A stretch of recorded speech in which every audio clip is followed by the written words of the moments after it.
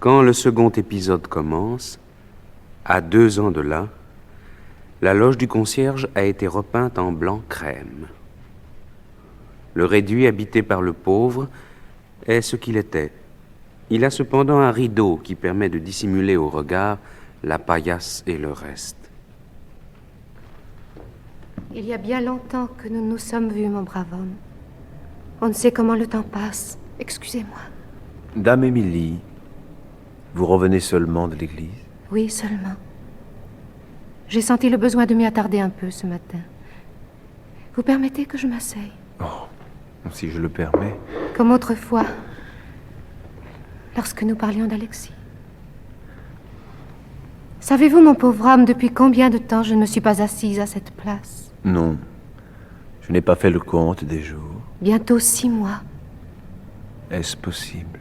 Le temps ne vous a pas semblé long? Oh, je vous vois passer. J'accepte ce que Dieu m'envoie.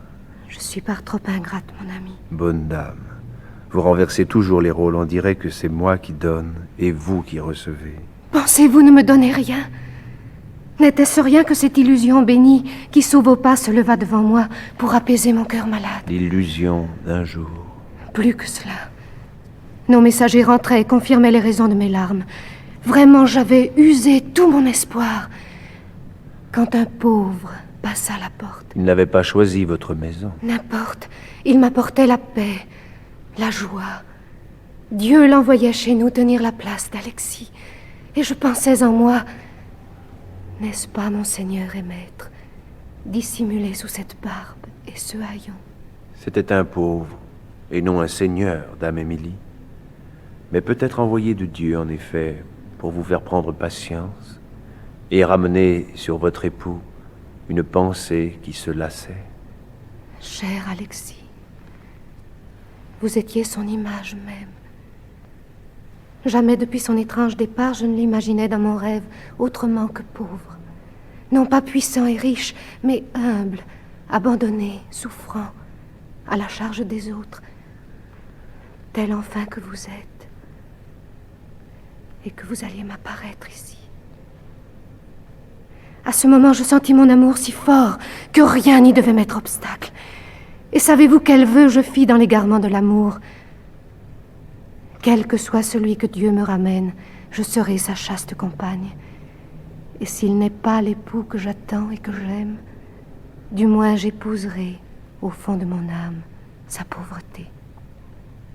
Vous avez fait ce vœu, dame Émilie? Je l'ai fait, imprudente. On n'entre pas comme on veut dans la pauvreté.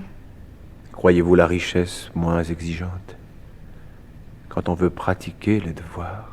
Elle a du moins à côté d'eux des plaisirs qui vous en distraient. Oui. Dans la pauvreté, le devoir donne le plaisir. Et que devint ce mariage? Ne le savez-vous pas?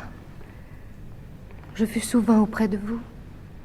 En vous parlant, je lui parlais. En côtoyant votre misère, j'avais le sentiment de partager la sienne. Le premier feu jeté, j'apportais tout mon bon vouloir.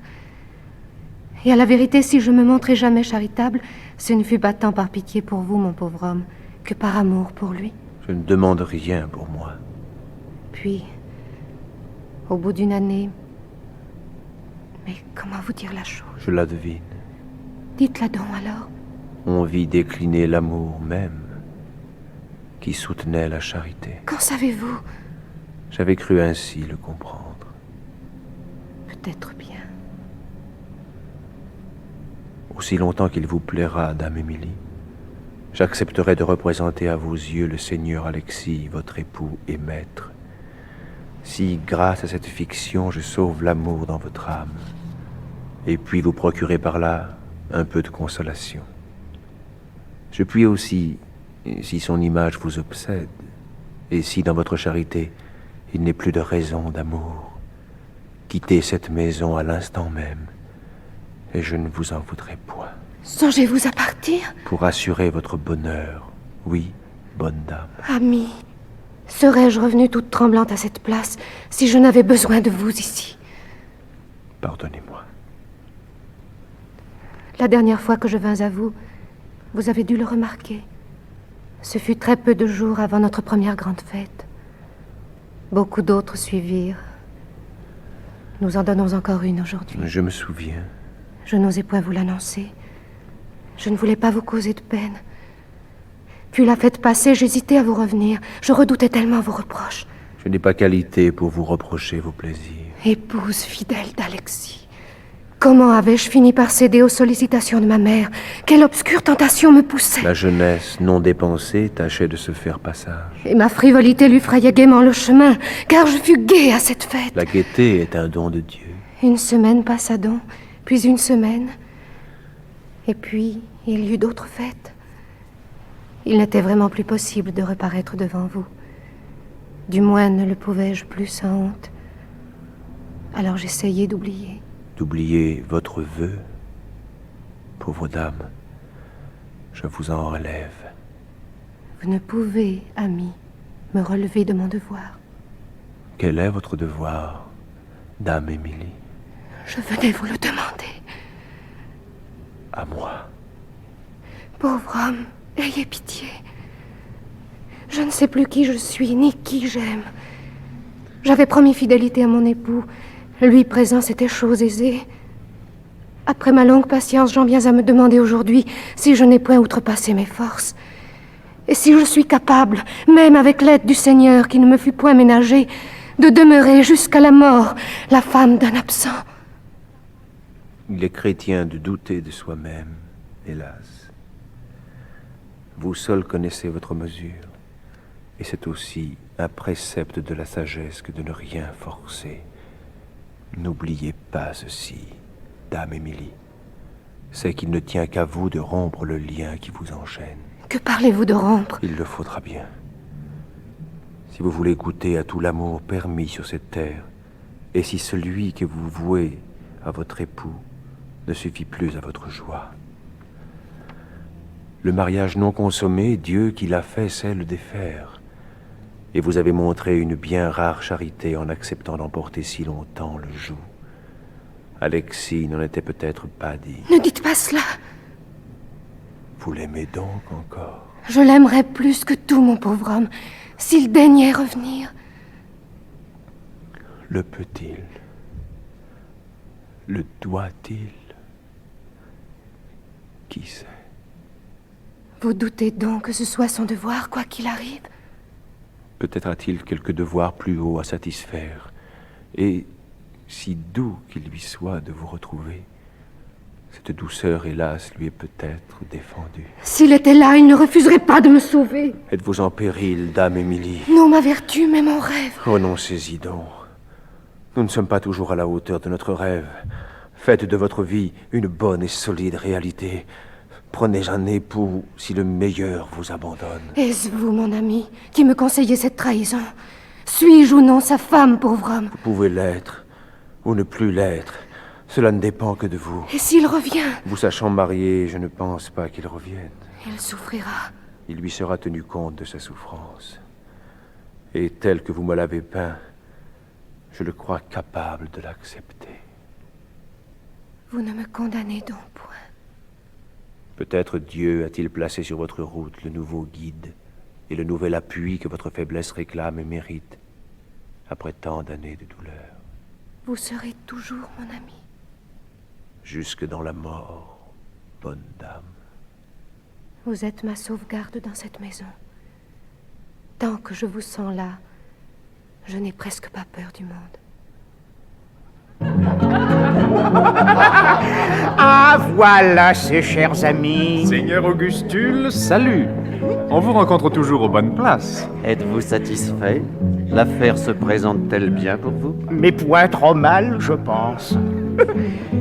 À voir votre air joyeux, on pourrait croire en vérité que vous avez reçu en secret certaines assurances. Oh, les mots ne signifient rien. Seigneur Numa, j'observe les physionomies. C'est juste, Seigneur Augustule. Qui ne dit mot consent, et la dernière fois, Dame Émilie ne vous a pas adressé une parole. Vous l'avez remarqué, Seigneur Cléant? Mais en revanche, quel regard! Pourquoi riez-vous? Oh, pour rien, parce que nous sommes jeunes. Oh, jeune.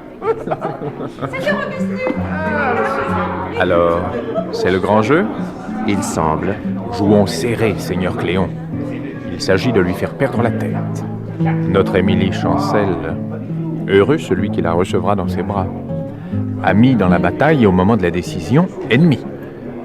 Je ne vous cache pas que vous semblez avoir toutes les chances. Je ne dis pas non. Ce n'est pas que je le mérite. Mais le succès ne va pas nécessairement au meilleur.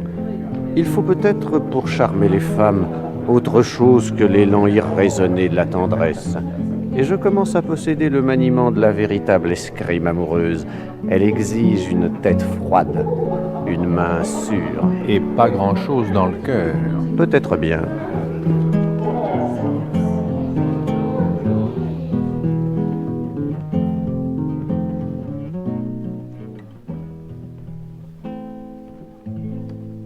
Seigneur Euphémien, une grande nouvelle.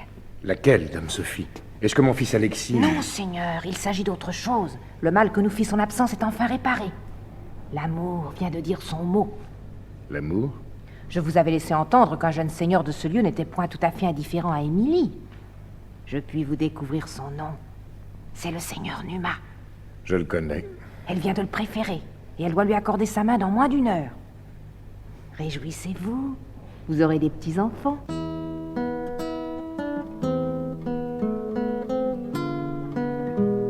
Êtes-vous là, pauvre homme? Qu'y a-t-il? Vous, dame Émilie? Qu'avez-vous, vous tremblez? De grâce. Quel est le malheur qui vous frappe? Le pire des malheurs, pauvre homme. Au nom d'Alexis, sauvez-moi. Et remettez-vous, de quoi, bonne dame, vous sauverai-je? De moi-même. De vous? Ne voyez-vous pas ma faiblesse? Ami, je suis perdue. Perdue si vous ne m'aidez point. Parlez. En 2 mots, voici. Le temps presse. Ils vont revenir tous les 3. Ils vont tous 3 dans un instant demander ma main à dame Sophie. Et je devrais répondre. Et je devrais choisir. Dame Sophie veut-elle vous contraindre? Ce n'est pas elle que je crains. Mais si je le vois devant moi, ses regards fixés sur mes lèvres, attendant ma réponse. Honte à moi! Honte à moi, pauvre homme! Je le sens, je le sais, la chose est écrite. Je n'aurai pas la force de répondre non. Vous aimez le seigneur Numa? Comment savez-vous? Je le connais pour l'avoir vu souvent passer avec les autres, et il m'a semblé que lui seul était capable de vous plaire. Il vaut bien mieux que ces dehors, et je l'aurais choisi pour vous. Ami, Vous l'aimez? si je l'aime, ne me regardez pas ainsi. Oui, je l'aime quand je le vois, quand il parle, quand je songe à lui. À son approche, à sa seule pensée, je ne sais quel chant captieux se répand sur moi, m'enserre, m'enchaîne. Je ne veux plus le voir, je ne veux plus l'entendre, je ne veux plus songer à lui. Et pourquoi donc? N'est-ce pas une bonne chose que de rendre amour pour amour? Non, non, si cet amour vous partage, vous dépossède de ce qu'on a de plus cher. Et le trésor que j'ai gardé intact en moi, je vous le jure, ami, mais plus cher que tout en ce monde. Vous renoncez donc au monde? Plutôt que de renoncer à l'absent. Soit. Vous pleurez, ami. Je pleure quand j'admire. Dame Émilie, comptez sur moi pour vous protéger de l'amour. Je ne souffrirai pas qu'on expose votre vertu à une épreuve qu'elle redoute. Vous ne reverrez pas le seigneur Numa. Est-ce vrai?